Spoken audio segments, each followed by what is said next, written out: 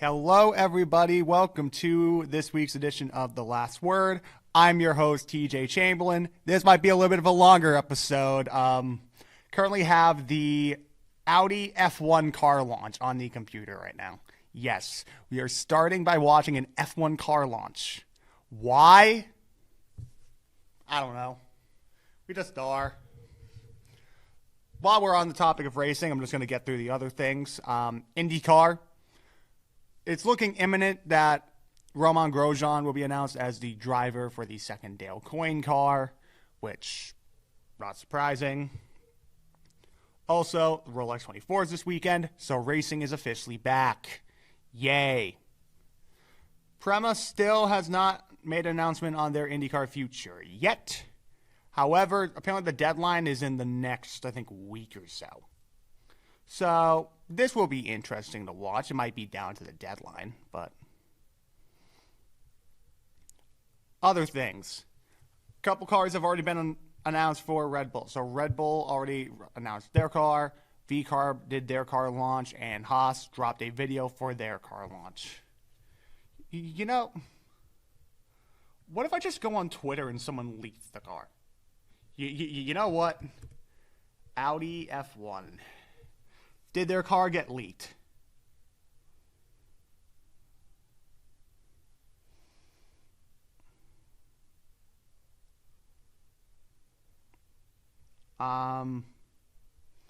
It's not looking like it's gotten leaked.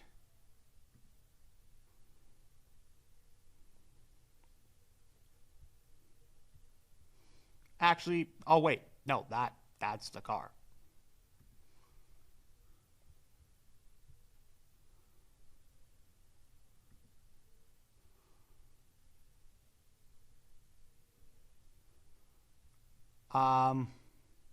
Okay.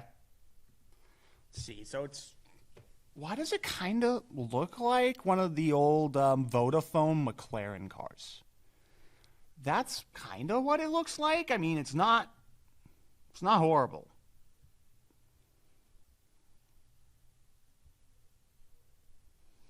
However, the red looks more of like an orange. But yeah, it does look like a 2007 McLaren. That is what it looks like. I mean, I don't hate it. It's actually all right.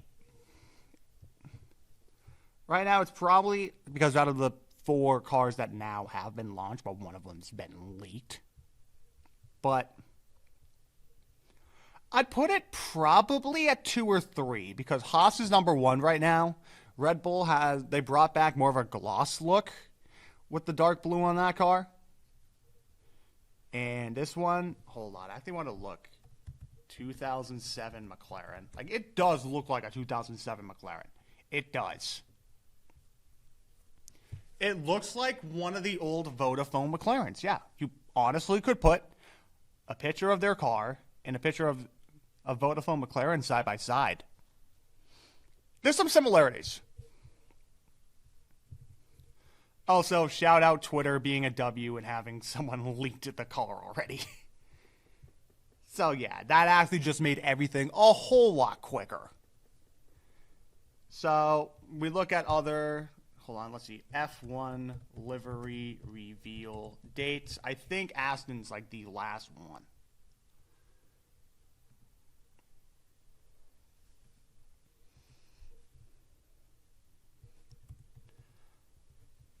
Oh wait, Cadillac hasn't either.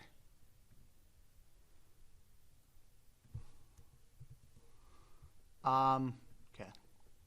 So we have, and also the Honda engine reveal is being announced later too.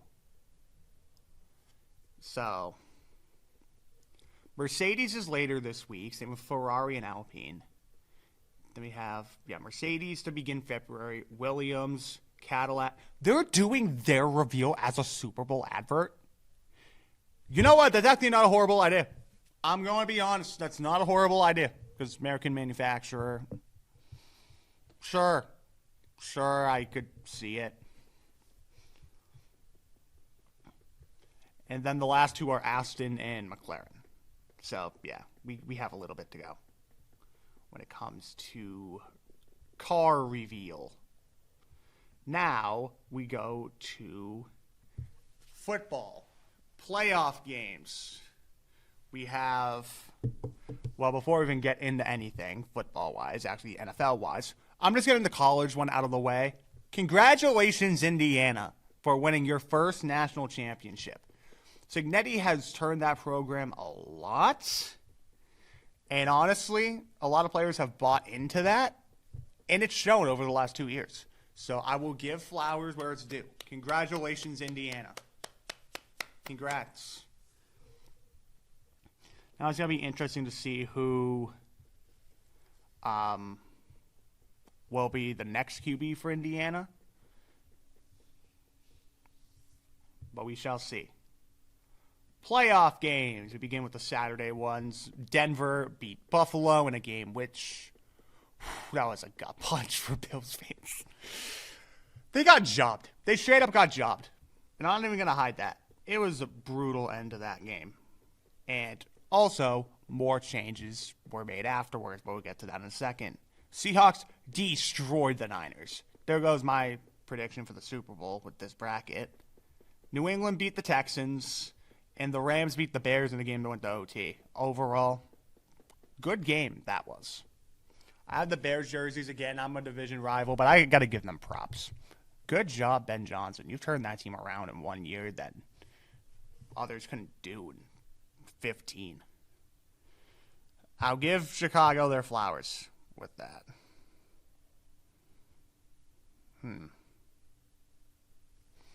So, now the conference championship games are the Broncos and the Patriots at Mile High. And then the Rams are going to Seattle to play the Seahawks. That's a 6:30 game on Fox. And the Broncos and Patriots are on CBS. Also, last week when I made the head coaching predictions where I thought certain people were going to go, that aged bad within an hour. I recorded that, and Mike Tomlin steps down a half hour after I start filming. Actually, after I stopped filming. I finished filming. I get the Tomlin notification come across my phone at 2 o'clock. And my reaction when that happened was, are you serious? Because I didn't think I'd see the day that Tomlin stepped down. He's been the coach of that team since I was 3. Which is insane to think about. That he was with them for that long and then he just decided to step down. We don't know what that's going to mean for who's going to get the head coaching job now. Apparently Brian Flores might be in on that job. But once they hire someone, I'll probably wear that jersey for that week's episode. So keep that in mind. Speaking of head coaches not coaching their own team next season, Sean McDermott got fired after the game on Saturday. Which, I will say this. When you've been there for 9 years and made the playoffs, 8 of them, and you have not made a single Super Bowl, of course, it's time for change. But I feel like there's certain parts that aren't his fault. There's certain parts of it that should be laid at Brandon Beane's feet. Which, for whatever reason, they are not. And he gets promoted. Excuse me, I beg your pardon. Someone who has not been able to get Josh Allen a good receiver in 2 years gets promoted. Someone who has given him Curtis Samuel, Josh Palmer, Keon Coleman, Marquise Valdez-Scantling, Gabe Davis back for a second tour of duty, and you promote him? It's complete mind-numbingly stupid that he got promoted. And I mean this. I don't know. How does that happen? I do not know how that happens. But good Lord. Pagula. What are you doing? what the actual hell are you doing? Because I don't get it. I don't get that move at all. You promote Bean, you let McDermott go. I feel like if you were going to do that, then you, I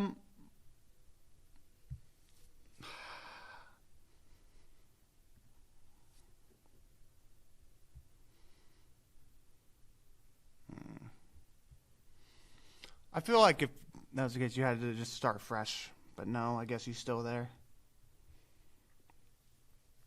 Other things. Oh, I completely forgot to mention this with that game as well, with the Buffalo game.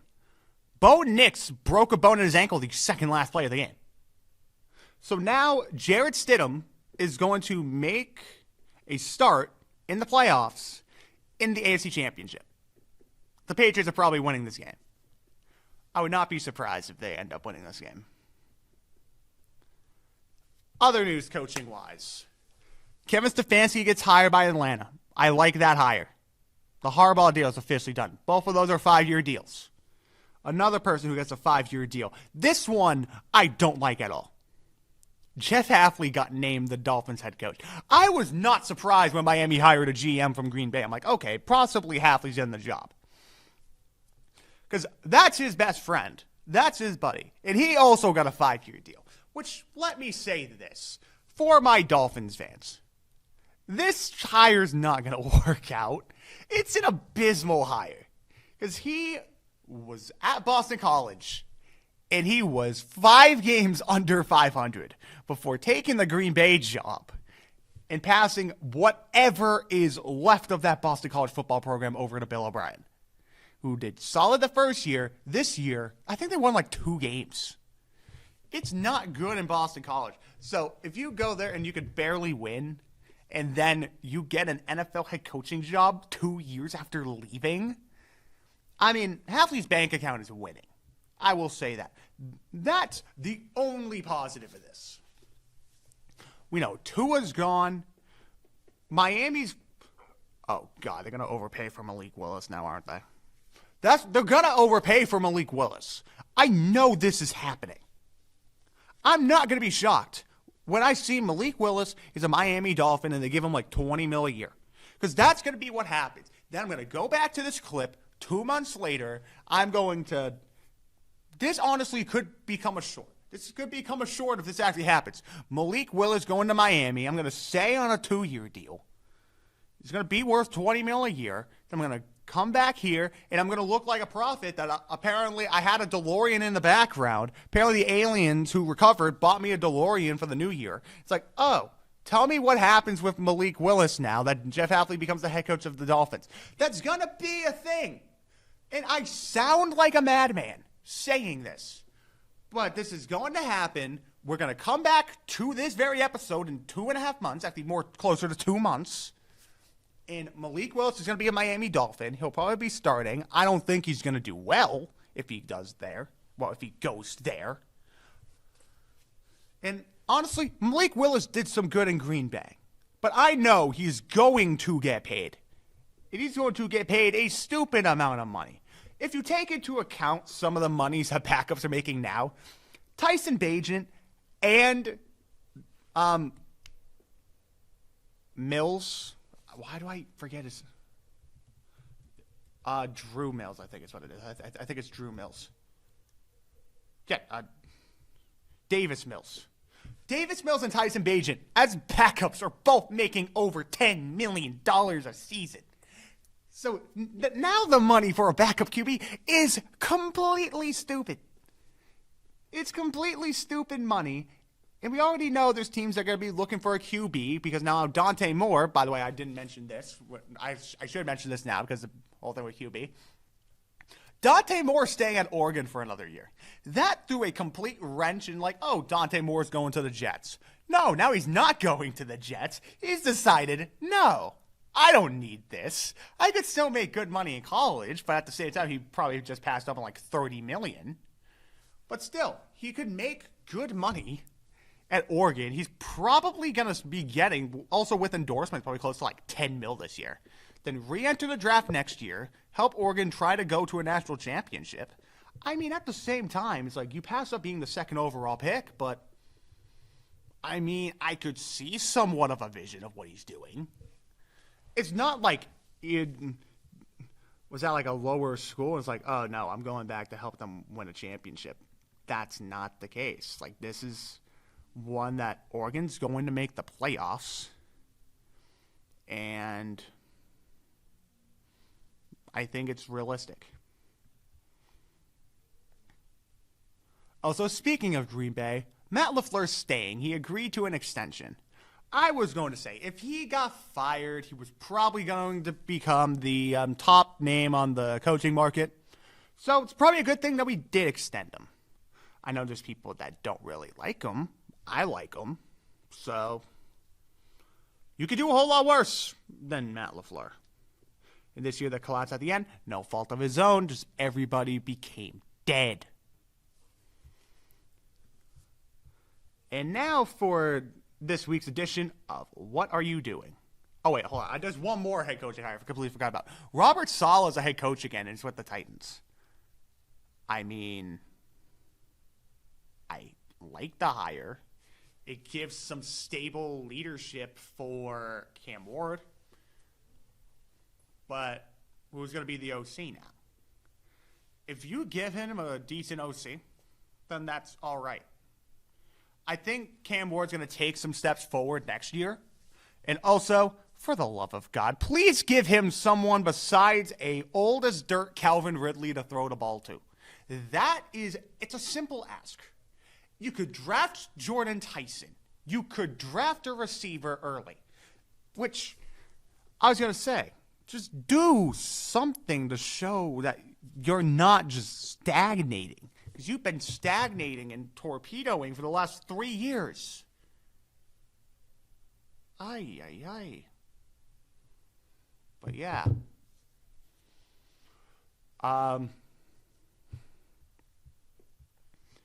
Oh yeah, the Lions hired an OC as well, and it is quite possibly a Drew Petzing.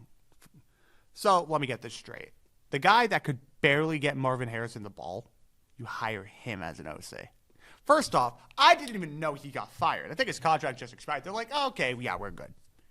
Honestly, Arizona might have done a favor there. But McDaniel, you think he's not a good fit?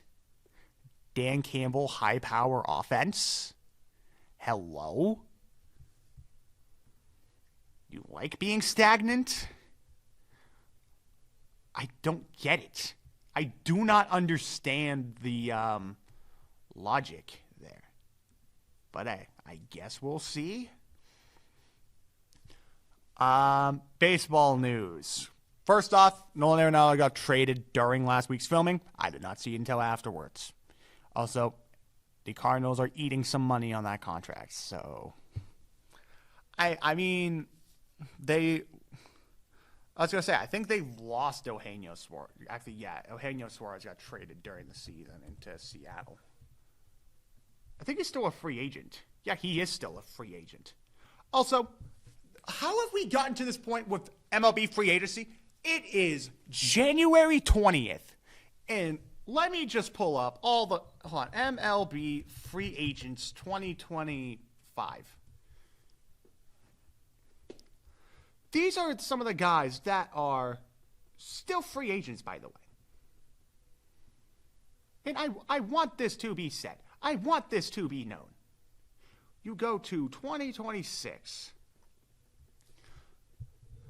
We had Dylan Cease sign early. Kyle Tucker, which, by the way, I'll get to that in a second. Bregman, Alonso, Schwarber. And then, you mean to tell me as well that, hold on. I think I want to look at the top MLB free agents. Cody Bellinger, not signed. Framer Valdez, not signed. Zach Gallen, not signed. Like, it is Nick Pivetta not signed. Suarez, Oh, yeah, I was going to say, I think Teoscar's a free agent, too. Actually, no, Teoscar's not a free agent. He's still on the Dodgers. Why is it saying you lie? Glaber was also possibly there, but also Verlander, veteran presence.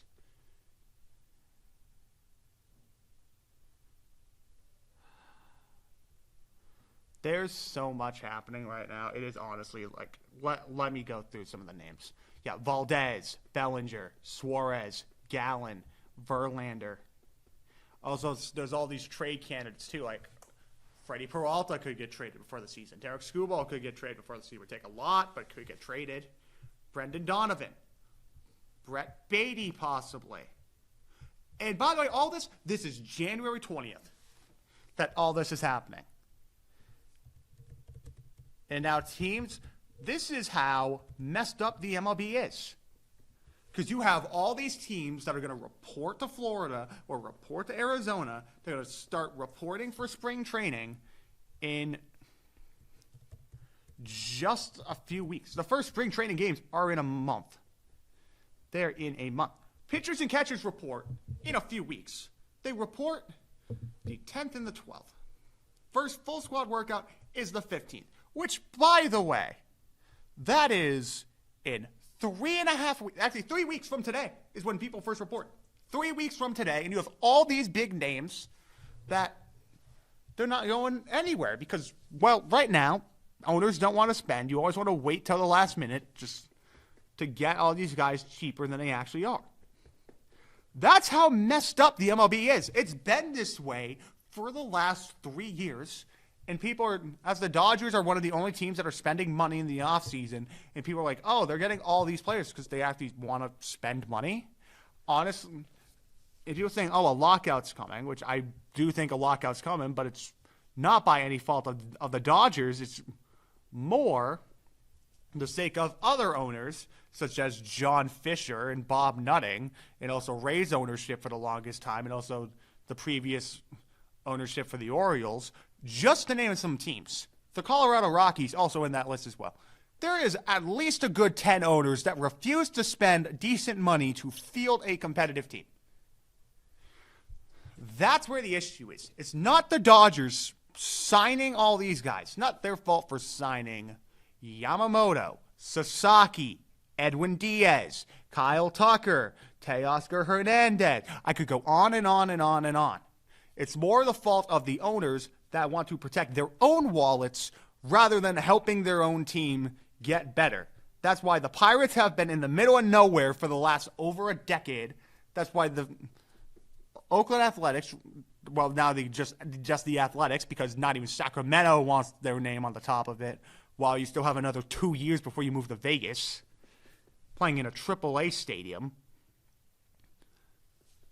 The Rays, I mean, I'll say this. The Rays at least tried to spend money. And then the one time they do spend money, we're not even going to get into Wander Franco because that is a whole can of worms that I am not looking to open.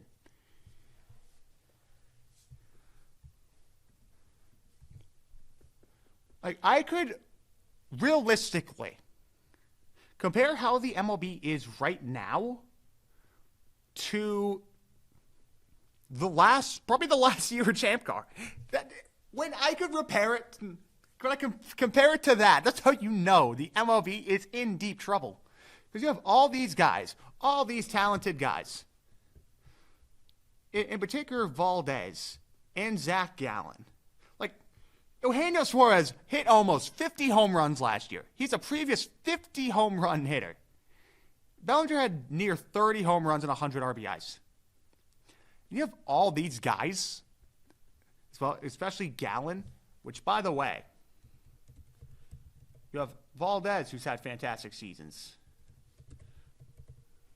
Zach Gallen was in the conversation for Cy Young a few years ago.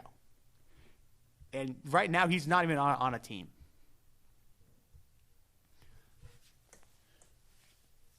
But at the same time, I am a big baseball guy as well. Like, maybe, just maybe, if owners would stop treating this like a monopoly game, people would actually take the sport seriously. You have a new TV deal with NBC starting this year, and yet you have all these guys who are not signed when you have people reporting in 3 weeks. They'll probably be signed, but they'll be signed to like penny on the dollar deal. Like, that's why Pete Alonso signed so late last year. Again, there's a reason people don't take this seriously. Meanwhile, you have Bo Bichette signing a massive deal with the Mets and Kyle Tucker getting $60 million a year from the Dodgers. And at the same time, people blame the Dodgers for that because, quite frankly, they're the only team that's like, oh, we have a chance to be good, we'll spend money. Same with the Mets as well. The Mets also could be solid. They still have a little bit of a hole in the outfield. They might have possibly Mark Vientos or Brett Beatty fill left field. But at least they're trying. So I can't fault them. Even Fenway's been spending money. They signed Ranger Suarez from Philly.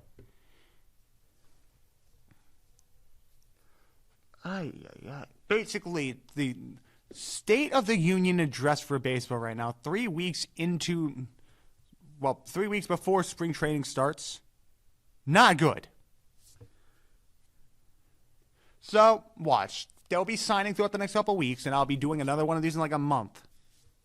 Just talking about it. Not baseball, basketball-wise. Jimmy Butler tore his ACL last night, which is unfortunate. It's very unfortunate. So, because I like Jimmy Butler as a player, so seeing that was very sad. Now we go to our standings check, which, behold, the Pistons have a 5.5 game lead over the Celtics. Then we have the Knicks, Raptors, 76ers, and Magic. That's 1 through 6. The play-in teams are the Cavs, Miami Heat, Bulls, and Hawks. Then we have the Bucks, Hornets, Nets, Wizards, and Pacers for the rest of them. Then we have the Thunder, Spurs, Nuggets, Wolves, Rockets, and Lakers as the top teams for the Western Conference, 1 through 6. Play-in teams, Sun, Warriors, now without Jimmy, Portland, and the Clippers. Then Memphis, Dallas, Utah, Sacramento, and the Pelicans, again, teams on the outside looking in. Hockey, before we do that, we had a trade of importance, being Rasmus Anderson getting traded for, I think it was Nick Holden, a prospect and 2 firsts. Well, Rasmus Anderson. I actually want to look at this trade. So the trade itself.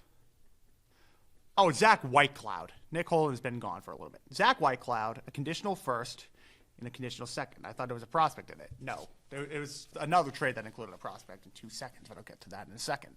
Also, the Flames are retaining 50% of his salary. He only has 1 year left at $4.55 million. So he's going to be getting a big money contract in the offseason.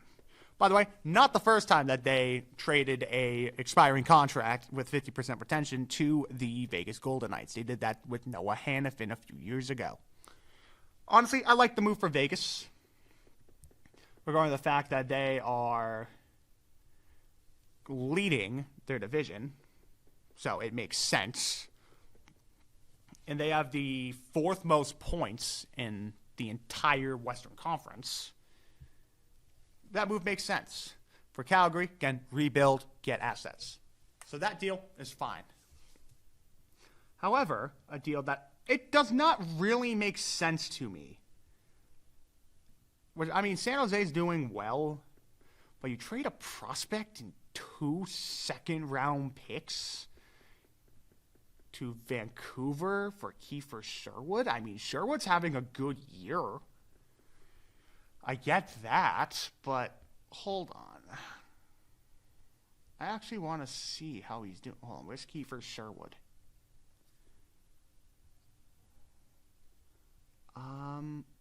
Sherwood. I actually want to look. Kiefer Sherwood.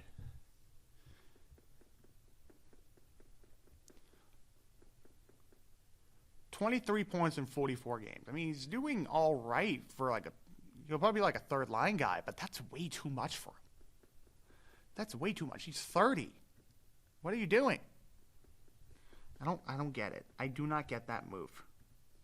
The one for Anderson, I get. This one, not so much. Let's just get into the standings. Tampa and Detroit are now tied for the Atlantic lead. Then we have Montreal, Boston, Buffalo, Toronto, Florida, who's finally getting healthy again, and Ottawa.